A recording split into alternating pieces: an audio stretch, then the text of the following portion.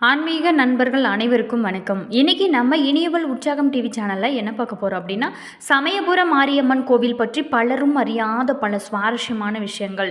சமயபுரம் மாரியம்மன் கோவில் தமிழ்நாட்டில் உள்ள ஒரு பிரபலமான கோவிலுங்க. இது திருச்சி வடக்கே சுமார் 15 கிலோமீட்டர் தொலைவில் உள்ளது தாங்க இந்த கோவில். இந்த கோவிலானது சோழ மன்னர்களால் கட்டப்பட்டதாகவும் அதுக்கப்புறம் பாண்டிய மன்னர்களோட படையெடுப்பால் அழிந்து அம்மன் கோவிலாக உருவானதாகவும் சொல்லப்படுகிறது. இங்குள்ள மூலவரானது மாரியம்மன் 8 கைகளோட தலை மாலை கழுத்தில் சர்ப கொடையோட 5 அசுரர்களோட தலைகளை தன்னோட காலால் மிதித்து தன்னோட சிம்மாசனத்தில் வீற்றிருக்கும்படி இருக்கிறாரு. இந்த திருக்கோவில் திருவிழா மிகவும் பிரசித்தி பெற்றதாக சொல்லப்படுது. இங்கு நடைபெறும் பூச்சொரிதல் விழாவானது மிகவும் சிறப்பு வாய்ந்ததாக சொல்லப்படுது. இந்த கோவில் பற்றி பலரும் அறியாத பல சுவாரஸ்யமான தகவல்களை இந்த சேனலில் நம்ம முழுமையாக பார்க்கலாங்க. வீடியோவை ஸ்கிப் பண்ணாமல் பாருங்கள். வீடியோ பிடிச்சிருந்தா லைக் பண்ணுங்கள், கமெண்ட் பண்ணுங்கள், ஷேர் பண்ணுங்கள். இதுபோல் தகவல்களை நீங்கள் தெரிஞ்சுக்கணும் அப்படின்னா மறக்காமல் நம்ம சேனலை ஃபாலோ பண்ணுங்கள். இப்போ தான் நம்ம சேனலை ஃபர்ஸ்ட் டைம் பார்க்குறீங்க அப்படின்னா மறக்காமல் சப்ஸ்கிரைப் பண்ணிக்கோங்க. கூடவே இருக்க பெல் ஐக்கானையும் ப்ரெஸ் பண்ணிட்டு வாங்க வீடியோக்குள்ளே போகலாம். இந்த சமயபுரம் மாரியம்மன் கோவிலுக்கு நீங்கள் சென்றிருக்கீங்களா? உங்களோட கருத்துக்கள் என்ன அப்படிங்கிறத மறக்காமல் கமெண்ட் பாக்ஸ் செக்ஷனில் பதிவிடுங்க. இந்த கோவிலானது தீராத நோய்களை தீர்க்கும் சிறந்த பரிகார தலமாக விளங்குகிறது. ஆகம சிற்ப வாஸ்து சாஸ்திரங்களுக்கு ஏற்ப அருள்மிகு மாரியம்மன் திருக்கோவிலானது அமைக்கப்பட்டிருக்காங்க. திருக்கடையூரில் மார்க்கண்டேயனின் அதீத பக்தி மயங்கி கால சம்ஹார மூர்த்தியாக அவதரித்து யமதர்மனை சிவன் அளிக்கவே உலகில் ஜனன மரண நிலையில் பெரிதும் மாற்றம் ஏற்பட்டது. அந்த நிலையில் யமதர்மன் சபையில் மூத்த அமைச்சராகவும் நோய்களை அதிபதியாகவும் இருந்த மாயாசூரகன் பூவுலகில் இறப்பு நின்றுவிட்ட நிலையில் நோய்களை பரப்பி மக்களை துன்புறுத்தினான். ஆத்மம் அழிந்த தர்மம் தலைத்தோங்க மும்மூர்த்திகளோட வேண்டுதலுக்கிணங்க மாயாசூரனையும் அவனோட சகோதரர்களையும் வதம் செய்து அவங்களோட தலையை ஒட்டியானமாக அணிந்து நோய்களோட கொடுமைகளிலிருந்து மக்களை காப்பாற்றிய சிறப்பு மிக்கது தாங்க இந்த கோவில். இன்றுமே கருவறையில் உள்ள அம்மனோட வலது பொற்கமல திருப்பாதம் மாயாசூரனோட தலை மீது எழுந்தரிப்பதை உங்களால் காண முடியும். மேலுமே இந்த கோவில் தீராத நோய்களை தீர்க்கும் ஒரு சிறந்த பரிகார கோவிலாக விளங்கி வருகிறது. ஆகம சிற்ப வாஸ்து சாஸ்திரங்களுக்கு ஏற்ப அருள்மிகு மாரியம்மன் திருக்கோவிலானது அமைக்கப்பட்டிருக்காங்க. இது பார்த்திங்களா, பொதுவாகவே செழிப்பையும் வளத்தையும் நமக்கு உணர்த்துவதாக சொல்லப்படுது. கோவிலோட முகப்புல உள்ள நீண்ட பெருமண்டபம் பார்வதி கல்யாண மண்டபம் என அழைக்கப்படுது. அது மட்டும் இல்லாமல் 3 திருச்சுற்றுகளை கொண்ட இந்த கோவிலோட கிழக்கில் உள்ள சன்னதி தெருவில் அருள்மிகு விநாயகர் திருக்கோவிலும் தெற்கில் அருள்மிகு முருகன் திருக்கோவிலும் அமைக்கப்பட்டிருக்காங்க.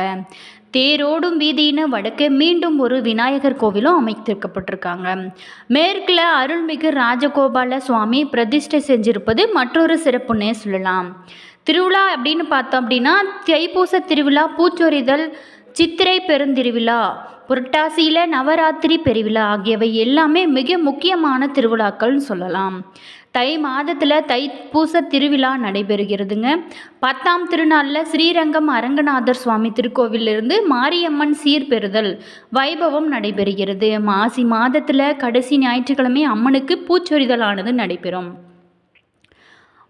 மகிஷாசூரனை வதம் செஞ்சு பாவம் தீரவும் தன்னோட கோபங்கள் அனைத்துமே அடங்கவும் தவம் செஞ்சு பச்சை பட்டினி விரதம் இருந்து சார்ந்த சொரூபமாய மாரியம்மன் அப்படின்னு பெயர் கொண்டு மக்களுக்கு காட்சியளிக்கிறாரு. அதே மாதிரி இந்த பொதுவாகவே தேர் திருவிழா அப்படிங்கிறது பிரம்மோற்சவத்தை குறிக்கும். இந்த பெருந்திருவிழாவானது 10 நாட்கள் நடைபெறுங்க இன்பத் திருவிழா என்றே சொல்லலாம். இந்த திருவிழாவில் கொடியேற்று விழா, வானரு பாடல்கள் திருவிழா, தேர் திருவிழா மற்றும் தீர்த்த விழா முக்கிய திருவிழாக்கள் இந்த திருநத்தில் நடைபெறும். சமயபுரம் மாரியம்மன் கோவிலும் இத்தகைய வைபவங்கள் சிறப்புமுக்குடன் நடைபெறுகிறது. பிரம்மோற்சவத்தின் 10ஆம் நாள் நடைபெறும் இந்த விழாவானது பிரசித்தி பெற்றது அப்படின்னு சொல்லப்படுது. இந்த தருணத்தில் பல லட்சக்கணக்கான மக்கள் அம்பாளின் அருளை பெற பல ஊர்களில் இருந்தும் அன்னையின் திருத்தலத்திற்கு வந்து வழிபட்டு செல்கிறாங்க. மேலுமே தெற்கு நோக்கிய திருத்தேர் பவனி மேற்கு வடக்கு கிழக்கு என வீதிகளை கடந்து மீண்டும் கோவிலோட திருவீதி முன்பு திருத்தேரானது நிலைத்து வந்து சேர்கிறது. இரவு 10 மணி வரைக்குமே இந்த திருத்தேரில் பொதுமக்களுக்கு அம்பாளானது காட்சி தருகிறாள். இரவு 10:30 மணிக்கு திருத்தேரை விட்டு இறங்கி இரவு 11 மணிக்கு மூலஸ்தானம் வந்தடைகிறாள்.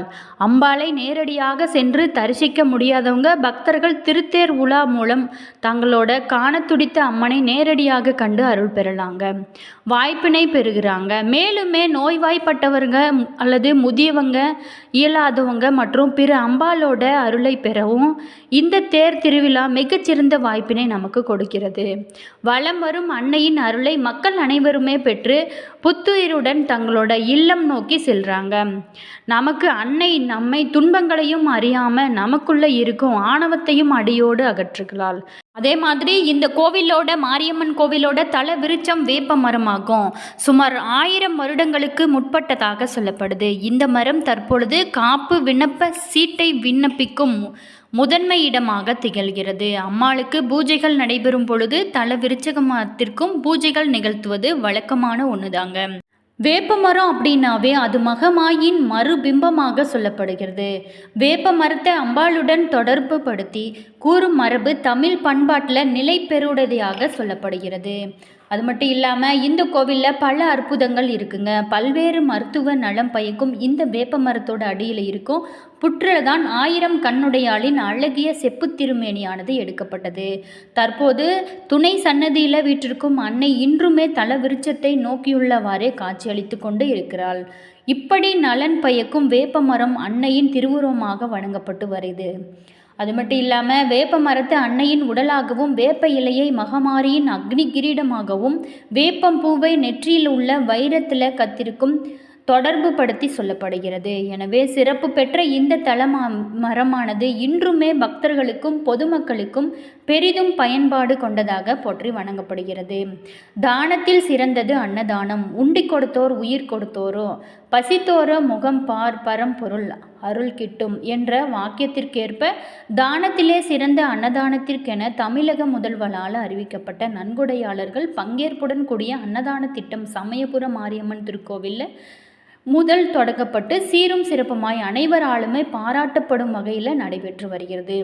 இதற்கென திருக்கோவிலில் அன்னதான உண்டியலும் ஒன்று நிறுவப்பட்டிருக்காங்க. இந்த அன்னதான திட்டத்திற்கு பெறப்படும் நன்கொடைகள் உபயங்கள் அனைத்துமே இந்த திட்டத்திற்கென பேணப்பட்டு வரும் அப்படின்னு சொல்லப்படுது. மேலுமே இந்த சமயபுரம் மாரியம்மன் கோவிலானது தமிழ்நாட்டின் மிக முக்கியமான மாரியம்மன் கோவில்களில் ஒன்றுன்னு சொல்லலாங்க.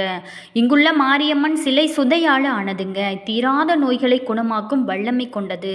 மேலுமே திருவிழா காலங்களில் நடைபெறும் பூஜைகள் மற்றும் வழிபாட்டு முறைகள் மிக மிக சிறப்பானதாகவும் சொல்லப்படுது. சமயபுரம் மாரியம்மன் கோவில் திருச்சி மாவட்டத்தில் உள்ள ஒரு புகழ்பெற்ற ஒரு வழிபாட்டு தலங்க. இந்த திருக்கோவிலானது மாரியம்மன் கோவில்களில் முதன்மையானதாக சொல்லப்படுது. இங்குள்ள மாரியம்மன் சிலையானது சுதையால ஆனது. அதனால அபிஷேகம் செய்யப்படுவதில்லை. அம்மனோட சிலை 8 கைகளோட தலைமாலை கழுத்துல சர்ப்ப கொடையுடன் 5 அசுரர்களோட தலைகளை தன்னோட காலால மிதித்து சிம்மாசனத்தில் விட்டிருக்கும் படி இருக்கு. இந்த கோவிலில் தீராத நோய்களை குணமாக்கும் பரிகார தலமாகவும் கருதப்படுகிறது. இங்கு செய்யப்படும் பூஜைகள் மற்றும் வழிபாட்டு முறைகள் மிகவும் சிறப்பு வாய்ந்ததாகவும் சொல்லப்படுது.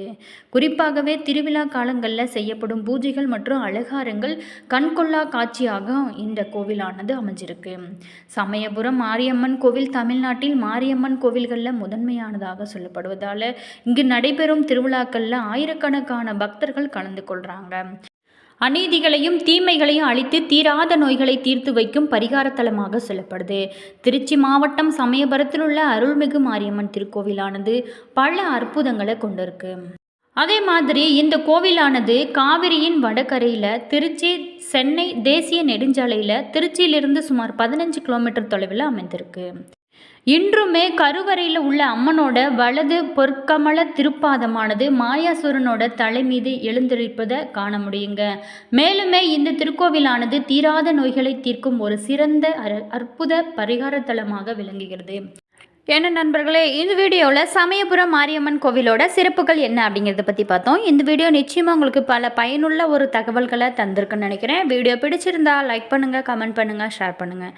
இதுபோல் தகவல்களை நீங்கள் உடனுக்குடன் தெரிஞ்சுக்கணும் அப்படின்னா மறக்காமல் நம்ம சேனலை சப்ஸ்கிரைப் பண்ணி வச்சுக்கோங்க. கூடவே இருக்க பெல் ஐக்கானையும் ப்ரெஸ் பண்ணிக்கோங்க.